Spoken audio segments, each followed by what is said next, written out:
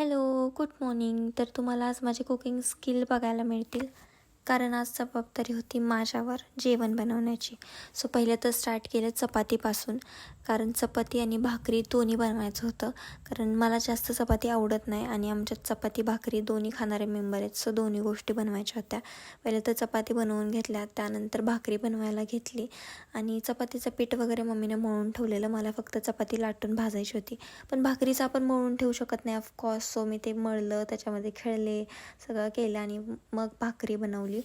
दोनच भाकरी बनवायच्या होत्या मला, कारण मी एकटीच खाणार होते. सकाळी एक दुपारी एक असं मिळून मी 2 बनवल्या होत्या, छोट्या मोठ्या म्हणजे बऱ्यापैकी जमतात मला.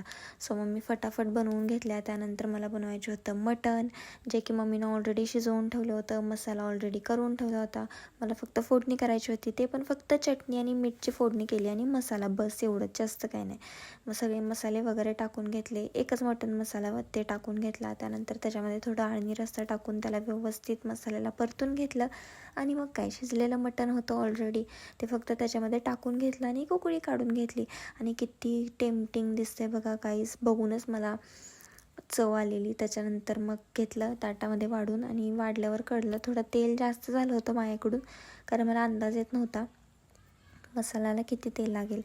पण छान झालं होतं. मी फर्स्ट बाईट खाल्ली आणि खरं सांगते मला एवढं भारी वाटलं की मी एवढं फटाफट जे आहे ते टाकून बनवलं आणि खूप सुंदर झालं होतं. आणि इकडे मी ना व्लॉग बघत बघत जेवत होते, जे की माझं रिच्युअल झालं आता. आणि असं होतं माझा स्वयंपाक. तुम्हाला कसा वाटला मला नक्की सांगा. बाय.